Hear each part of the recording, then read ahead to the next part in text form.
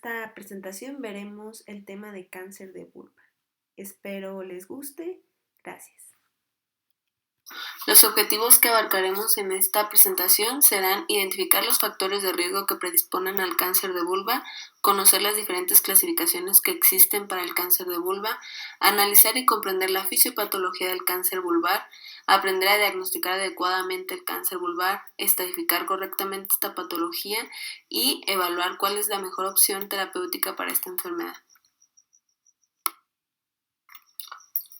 Para iniciar debemos recordar que la vulva está constituida por los labios mayores, menores, clítoris, vestíbulo, uretra y las glándulas mayores de Bartholin y menores de Skene, puntualizando que esta zona tiene mucha vascularización, inervación y en especial una amplia red linfática, que esta es importante para la metástasis de este tipo de cáncer.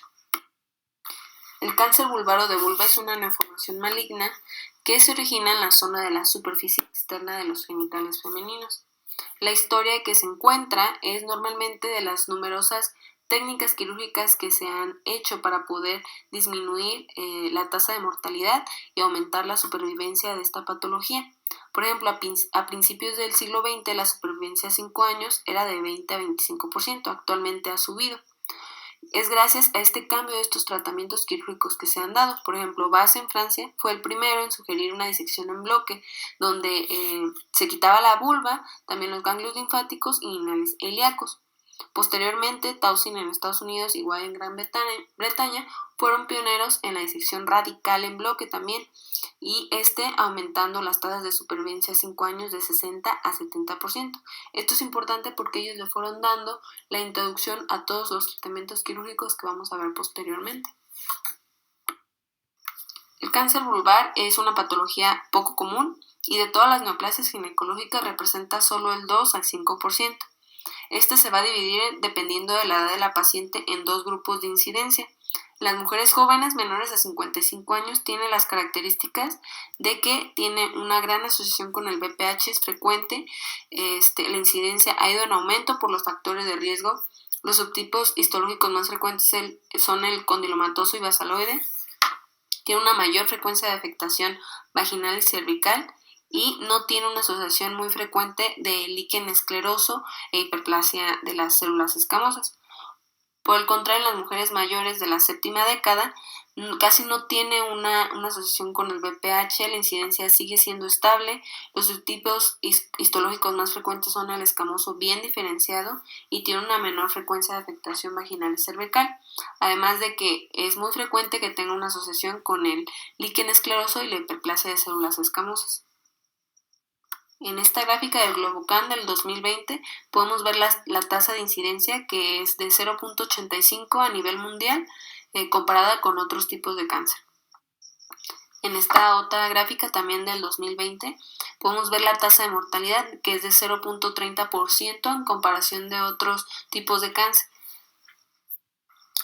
En cuanto a los factores de riesgo, hay que ver de qué tipo de paciente estamos hablando. Por ejemplo, si es una paciente joven, hablamos de una que tiene predisposición alguna por una infección de transmisión sexual, por ejemplo el VPH, en especial el tipo 16, que ya nos lo comentó nuestro compañero Salvador, donde habló sobre los factores proinflamatorios que dañan a toda la mucosa vaginal, toda la flora vaginal también, el herpes virus tipo 2, el VIH, sífilis, condiloma acuminado, enfermedad inflamatoria vulvar. Además, cuando hablamos también de las mujeres mayores, aquí ya hablamos de una edad posmenopáusica, también ya hemos visto todos estos factores que predisponen a la mujer a que tengan unas lesiones precursoras. También el nivel socioeconómico es un factor de riesgo. En pacientes que tienen un nivel socioeconómico bajo tienden a tener una mala higiene y a tener una mayor promiscuidad. Otro factor de riesgo es cualquier patología o hábito que cause una inmunodeficiencia en la paciente, por ejemplo un trasplante de órganos, el uso de esteroides, alguna enfermedad como diabetes, hipertensión arterial y obesidad, distrofias vulvares, alguna enfermedad sistémica como lupus eritematoso sistémico, que cursen con radioterapia pelviana o que tengan tabaquismo, que incrementa el riesgo hasta 3 veces. Todos estos se justifican ya que hacen una inmunodepresión en la paciente, lo cual pues no puede responder bien a las lesiones externas, provocando así lesiones precursoras y consecuentemente en cáncer vulvar. En cuanto a la fisiopatología, en estas pacientes vamos a encontrar dos posibles caminos. Una donde haya BPH negativo y otra donde haya BPH positivo. En el camino en el que es BPH independiente, el factor de riesgo que sobresale es el líquen escleroso y también algunas dermatosis vulvares. Estas, al interactuar con los otros factores de riesgo que vimos, como tabaquismo, mala alimentación, promiscuidad, un nivel socioeconómico bajo, nos van a ir dando los cambios, las alteraciones a nivel celular, llegándonos a un estadio precancerígeno de alto grado. Aquí vemos que de todas estas que tuvieron, por ejemplo, líquen escleroso, solo el 10% tienen la predisposición a tener una neoplasia intraepitelial vulvar de alto grado. Y de estas de alto grado, más del 30-35% pueden llegar a un estadio de cáncer. Los cambios que vamos a ver a nivel molecular están específicamente en los cromosomas 8 y 3 y ciclina D1. Además de que las vías moleculares no están bien establecidas ni bien estudiadas, pero se sabe que hay una mutación en el TP53 y otras vías como el CDK y en la de fosfatidilinositol 3 quinasa. En el otro camino, que es cuando ya vemos una infección positiva, BPH, todos estos cambios que ya nos comentó nuestro compañero Salvador, proinflamatorios, de que hay una mayor factores de transcripción que van a provocar una hiperproliferación por las proteínas E7 y todas las que hemos estado viendo en BPH, estas nos van a dar también diferentes alteraciones. Y en este camino, pues vamos a ver que más del 90% de las pacientes que tienen estos factores de riesgo, incluido el BPH, van a tener una neoplasia intraepitelial vulvar de alto grado, pero el riesgo a tener un cáncer en este caso es menor al 10% por este camino.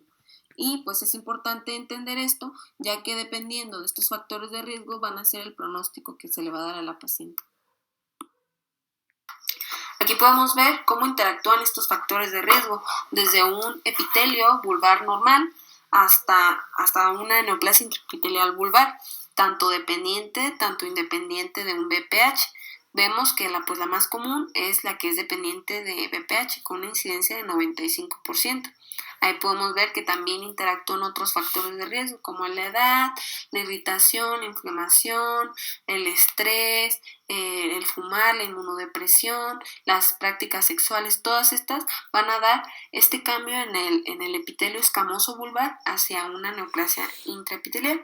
Ahí podemos ver que también se mencionan los datos clínicos, que son multifocales por lo general y multicéntricos los que son dependientes de BPH, y son unifocales y unicéntricos los que son independientes al BPH. También se encuentra otro que es el tipo de acantosis.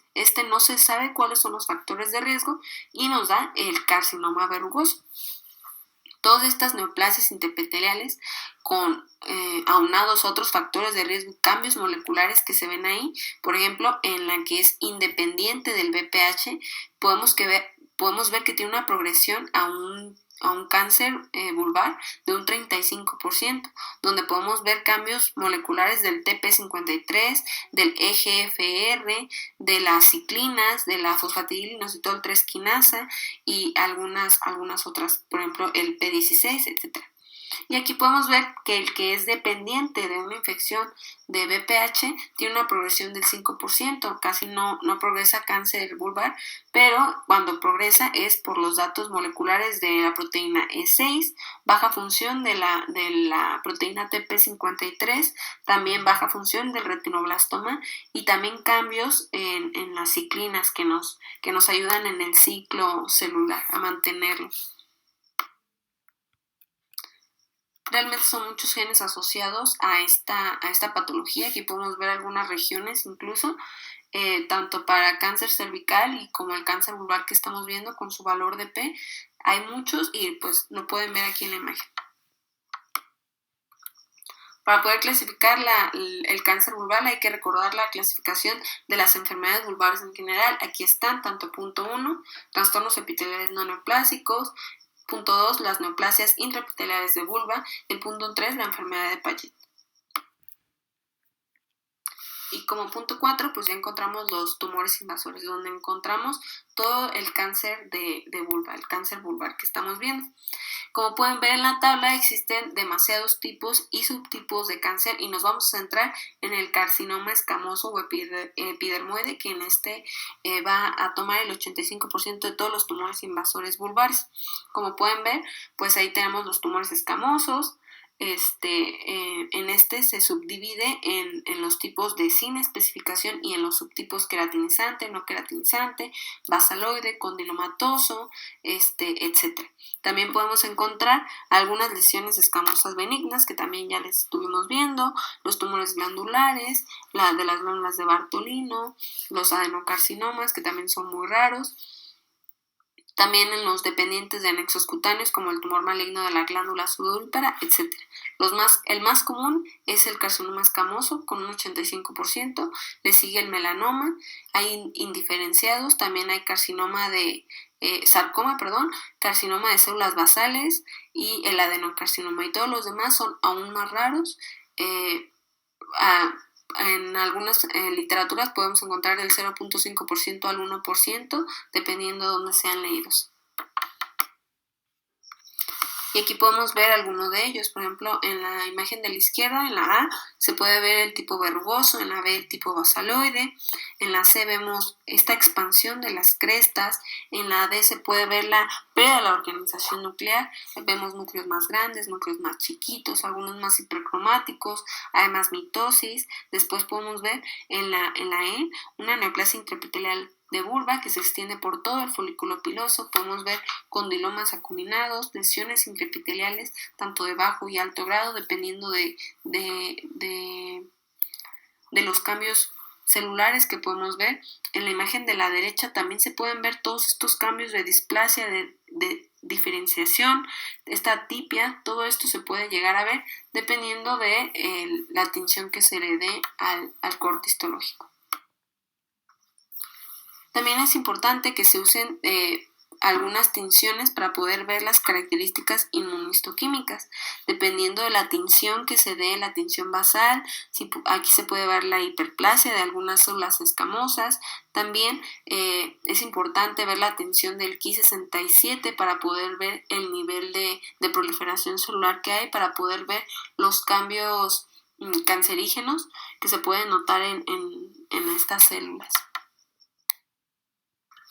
Para poder entrar al diagnóstico de esta patología es importante recordar que cada paciente es diferente y que debemos conocer que la vulva puede llegar a tener diferentes colores dependiendo de la etnia, de la raza, del lugar en el que provienen, y que tiene diferentes formas también dependiendo de la edad. Por eso es importante reconocer cómo es una vulva normal. Aquí podemos ver una imagen para que vayamos conociendo un poco de cómo es una vulva sin patología.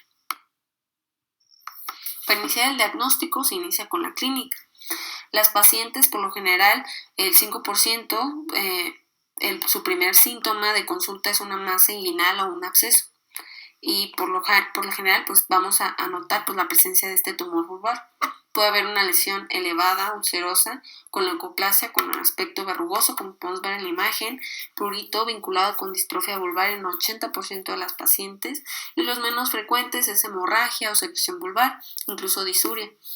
En cuanto a la morfología, podemos ver que en el 10% de estos pueden tener una extensión amplia y 5% puede ser multifocal. Y ya que terminamos hablando de la ubicación, pues estos normalmente se ubican en los labios mayores en un 50%, labios menores 20%, clítoris 16%, región vulvoperineal y uretra 6%, y también se puede llegar a encontrar en algunas otras glándulas o pueden ser incluso no clasificables. Para el diagnóstico es importante que después de hacer una historia clínica completa se haga una inspección cuidadosa de la vulva. También se puede hacer una vulvoscopía. donde se puede emplear el ácido acético, donde todas las neoplasias intraepiteliales de vulva se tornan acetoblancas después de usar el ácido acético de 2 a 3%. También se puede unir el test de Collins, donde se usa la tinción con azul de toluidina, donde ese también se va a teñir, como pueden ver en la imagen, y este nos puede ayudar al siguiente paso, que es la biopsia. Siempre debemos hacer una biopsia donde se usa el sacabocados o de Keyes, donde pues se puede usar tanto incisional como excisional dependiendo de las características de la neoplasia, pero este test de Collins nos va a ayudar a dirigir nuestra biopsia hacia dónde es. Tanto, como les comentaba, si es incisional o excisional, depende mucho de las características de la neoplasia. Más que nada si es multifocal y el tamaño de la neoplasia. Entonces, como les comentaba, el diagnóstico de certeza de cáncer de vulva es siempre anatomopatológico. Entonces, a cualquier lesión de la vulva siempre debe haber una biopsia, debe ser biopsiada. Y esta debe incluir una muestra de la lesión, intentando evitar su zona central, porque aquí puede haber tejido únicamente necrótico que no nos va a ayudar. Esta muestra debe ser con el sacabocados tipo punch, porque nos puede ayudar a alcanzar el tejido subcutáneo, el tejido graso subcutáneo.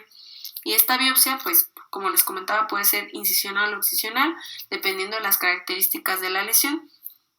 E incluso algunas veces puedes tener que hacer diferentes biopsias, varias biopsias, dependiendo de la sospecha que tengas. Y pues se recomiendan algunos datos mínimos a incluir en el informe anatomopatológico que nos vayan a dar, por ejemplo, la localización, el tamaño, la profundidad de la invasión, el espécimen, el tipo y grado histológico que nos van a decir, la invasión, si es linfovascular o perineal, si es una lesión premaligna acompañante, si los márgenes de resección están bien o están mal, o si tienen algunos otros hallazgos. Incluso podemos tomar biopsia de un ganglio centinela, que es lo que vamos a ver ahorita.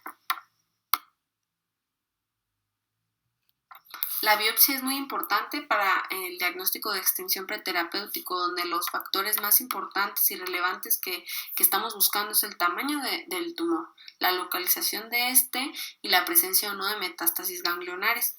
Por lo cual, pues la biopsia confirmatoria pues nos va a ayudar a irnos dando el camino de qué estudio se les va a hacer. También se le puede hacer un PAF de biopsia ganglionar, más que nada al ganglio centinela, para ver si tiene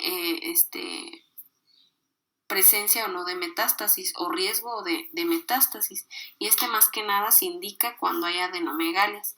Y puede ser de utilidad para una exploración sonográfica después. También se puede hacer un TAC, una resonancia, un PET, incluso dependiendo de qué sospecha tenga el médico tratante. Entonces, para repasar, cuando veamos una patología vulvar y veamos alguna lesión o tengamos una sospecha de una lesión, pues hay que tomar biopsia para poder hacer un diagnóstico histológico. Además, pues se puede aunar a una exploración vulvar. Y este diagnóstico histológico pues nos va a dividir en 3 caminos: si es un cáncer invasor, si es una neoplasia intraepitelial o es otra patología no neoplásica, de las que ya hablamos. Todos estos estudios nos ayudan a estratificar correctamente el cáncer vulvar, más que nada para darle un tratamiento y pronóstico a la paciente, que es muy importante. La FIGO en el 2014 nos dan estos estadiajes desde el estadio 1 hasta el estadio 4B, donde tiene que ver mucho el tamaño del tumor, dónde se encuentra, la invasión estromal, los ganglios linfáticos regionales y la metástasis a distancia, como pueden ver en la imagen.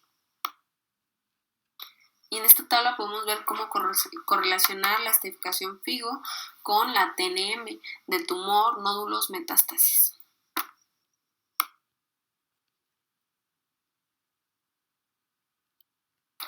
¿A dónde puede metastatizar? Bueno, es por extensión directa, por anatomía, por órganos cercanos, embolización linfática a ganglios regionales y diseminación hematógena.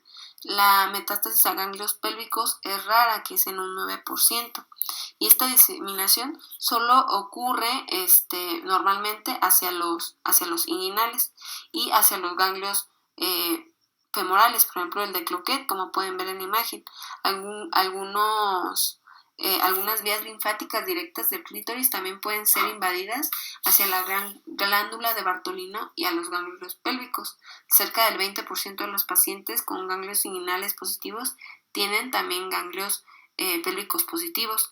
Y pues también hay que tomar en cuenta que la diseminación hematógena es muy rara y ya solo es en etapas avanzadas, por lo cual se aconseja tener en cuenta los órganos de riesgo, que son el recto, la vejiga, las cabezas femorales y su articulación, intestino delgado y el resto del aparato genital femenino. Hay que tomarlo en cuenta para evitar que tengan una metástasis y estadiarlo correctamente.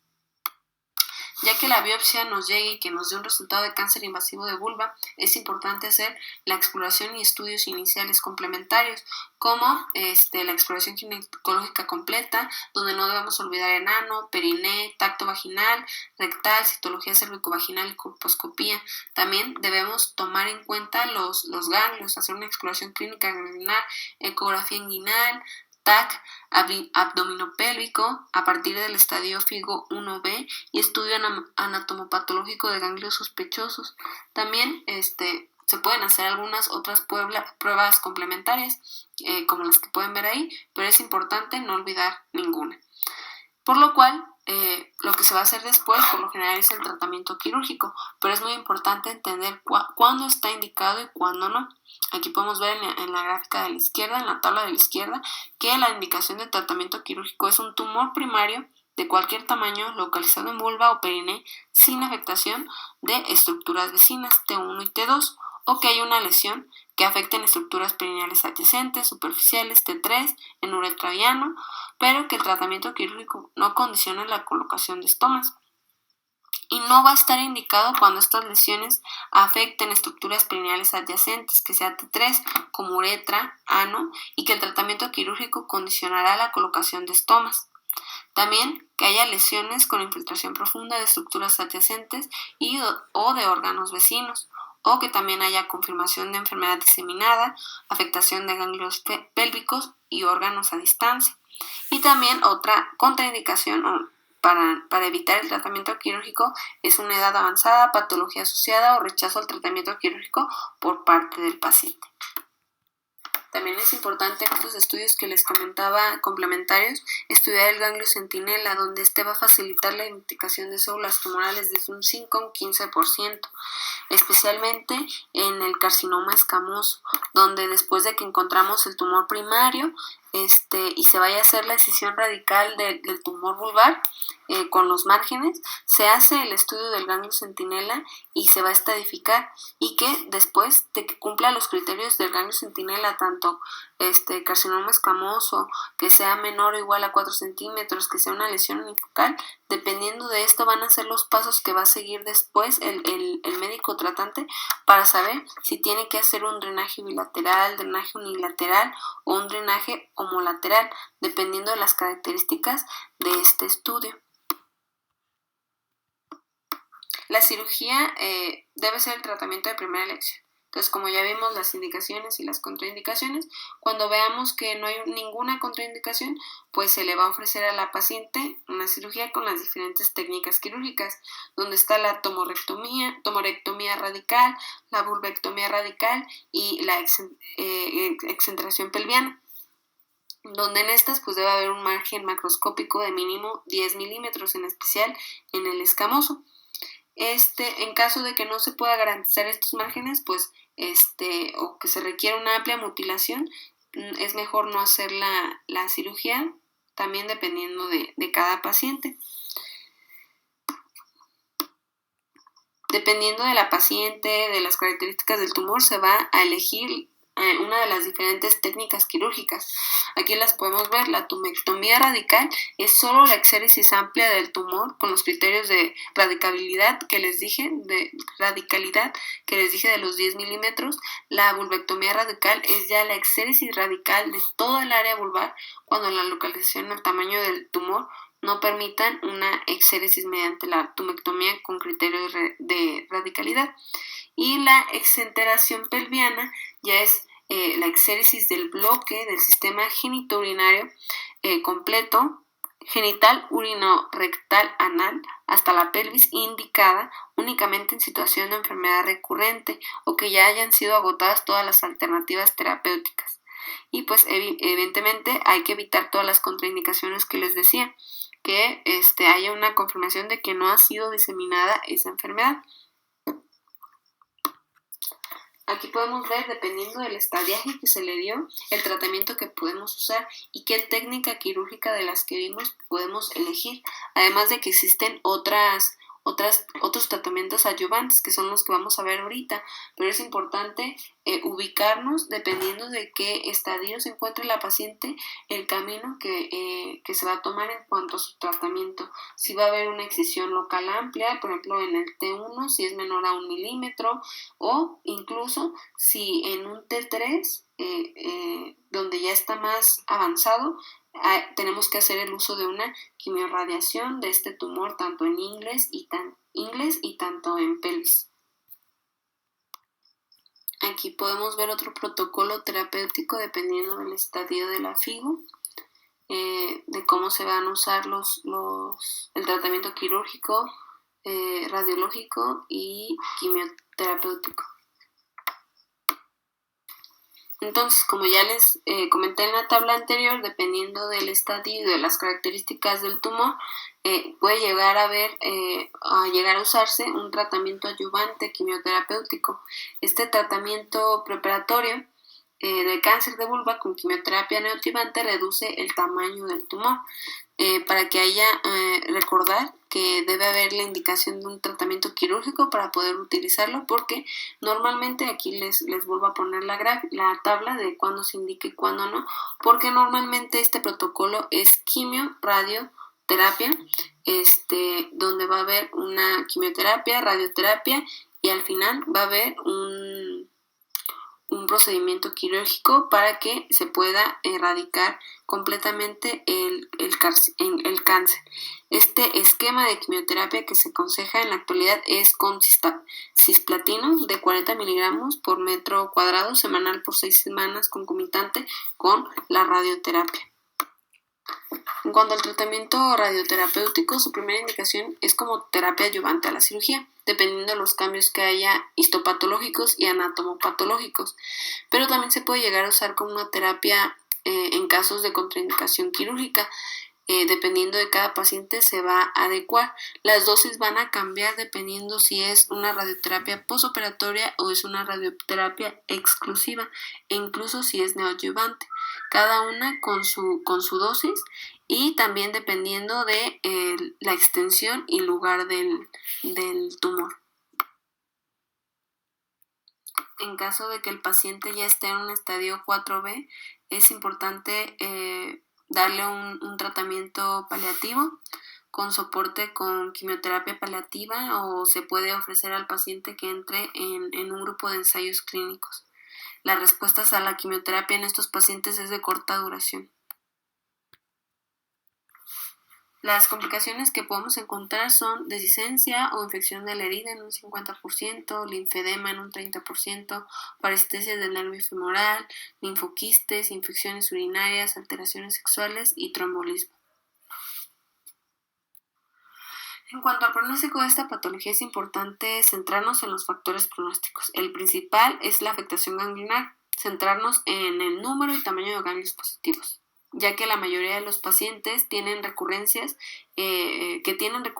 estas ocurren en los 2 primeros años desde el tratamiento inicial. También existen otros factores pronósticos como el estado de márgenes de resección, la afectación del espacio linfovascular, nivel de invasión en profundidad, tamaño de la lesión, multicentricidad y asociación de las neoplasias intraepiteliales de la vulva. Por lo que es prudente extremar el seguimiento, aunque no se ha demostrado específicamente algún impacto en la supervivencia. También es importante que hasta el 35% de los pacientes recurren en 5 años o más, lo que también demuestra una necesidad de un seguimiento a largo plazo. También tenemos algunos factores pronósticos que nos hablan de la supervivencia global a 5 años. Si son pacientes operables sin afectación ganglionar inguinal, tienen 90%, operables con ganglios inguinales afectos del 50 a 60, cuando son lesiones de menos de 2 centímetros sin afectación ganglionar, 98%, tumores con 3 o más ganglios unilaterales, o 2 o más ganglios bilaterales positivos a nivel inguinal, 29%, tumores con ganglios pélvicos afectos del 20 al 30%. Por lo cual se dio esta propuesta como protocolo de seguimiento postterapéutico. Se tiene que hacer una exploración física de examen de áreas ganglionares, inguinales y supraclaviculares, además de una exploración ginecológica y abdominal. También se pueden hacer algunas pruebas complementarias como TAC, resonancia y PET, donde se solicitan solo en caso de una indicación clínica, de alguna sospecha. Esto tiene que ser con periodicidad. En los estadios iniciales debe ser los 2 primeros años, cada 6 meses y posteriormente anual. Y ya cuando sean en estadios avanzados, los 2 primeros años debe ser cada 3 meses y del tercer al quinto año cada 6 meses y ya después puede ser anual. En caso de que haya una recidiva, el tratamiento que se va a hacer es dependiendo de la extensión del tumor. Si es local o perineal, se puede hacer una radioterapia previa y después una cirugía, o sin radioterapia pero con cirugía y la radioterapia está después, o una radioterapia con quimioterapia opcional. En caso de que sea una recidiva ganglionar, puede haber tratamientos combinados de cirugía, radioterapia y quimioterapia. Cada tratamiento debe ser individualizado, y cuando son unas recidivas con metástasis a distancia, pues solo el tratamiento va a ser paliativo o en ensayos clínicos. Lo mencionado anteriormente se usa en todos los tipos de cáncer, pero hay algunos puntos que hay que tomar de los otros tipos de cáncer vulvar. Por ejemplo, el melanoma vulvar es la segunda neoplasia maligna vulvar más común. La mayoría de los melanomas vulvares afectan al clítoris y a los labios menores. Estas lesiones deben tratarse mediante excisión local, amplia y radical, con márgenes alrededor de 1 centímetro. No se ha demostrado ninguna ventaja de supervivencia para la linfadectomía inguinal.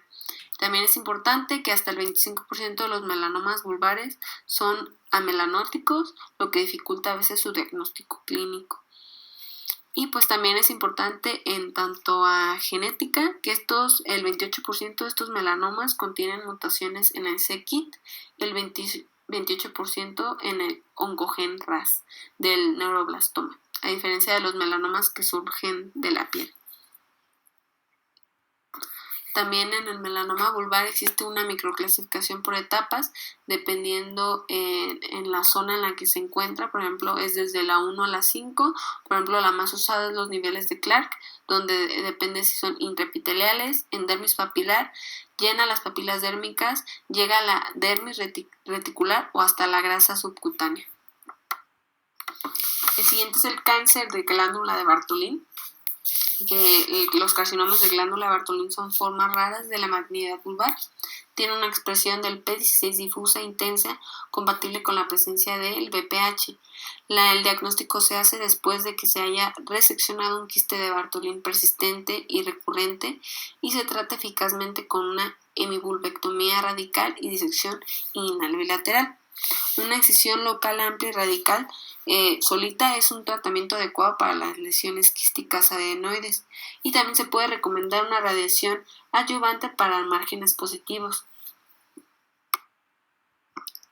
El siguiente es la enfermedad de Payet de la vulva. Puede afectar las glándulas apócrinas de la vulva. Hay 2 tipos, una forma primaria que comienza con una lesión intraepitelial y la forma secundaria que es por invasión de un adenocarcinoma subyacente. El diagnóstico de suele confirmarse con biopsia igual que los otros, que también ayudará a diferenciar entre una lesión intraepitelial y una invasiva. El tratamiento en de elección es una excisión local amplia. Debido a la alta tasa de recurrencia y morbilidad quirúrgica, existe un movimiento actual para realizar una resección menos radical para las lesiones intraepiteliales con resección de la fecha posterior si las lesiones recurren. Otra opción de tratamiento conservador es el imiquimod local. Histológicamente se caracteriza, como pueden ver en la imagen, por la presencia de grandes células intraepiteliales ovaladas o poliédricas que tienen el citoplasma pálido y núcleos grandes con núcleos prominentes. Estas células son las llamadas células de Payet, que también se pueden ver en la enfermedad de Payet del pezón. Los conocemos como payetocitos. Y para terminar, abordaremos un poco de la prevención.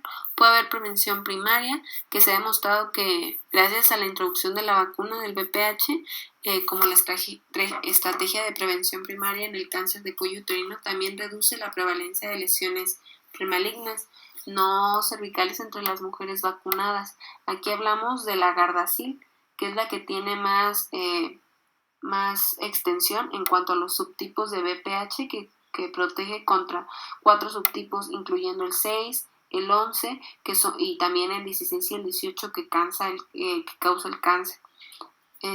La tipo secundaria debe fomentarse el autoexamen en mujeres con líquen escleroso, una afección relacionada con el desarrollo de cáncer de vulva, que ya lo hemos estado viendo.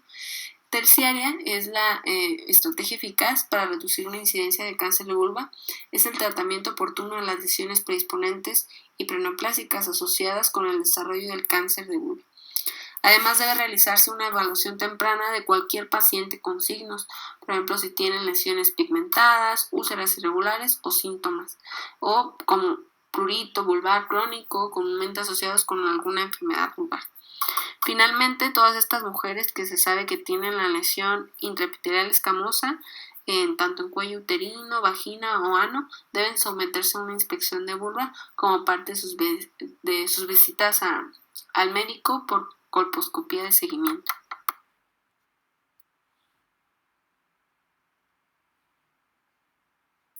Después de ver todo este tema, podemos llegar a las siguientes conclusiones. El cáncer de vulva es una patología muy rara. Es importante que tratemos todas las lesiones precancerígenas a tiempo para así evitar que pasen nuestras pacientes a estadios más complicados. A toda neoplasia sospechosa en área vulvar hay que tomarle una biopsia para dar un buen tratamiento y diagnóstico. El tratamiento se debe enfocar en eliminar por completo la neoplasia o reducir el riesgo de recidivas. El programa de vacunación contra VPH ayuda a reducir la incidencia del cáncer vulvar, por lo cual es importante comentarle este mecanismo de prevención a todas nuestras pacientes. También, como último, es importante que las pacientes no tengan miedo de ir al médico en caso de presentar una neoformación en esta zona.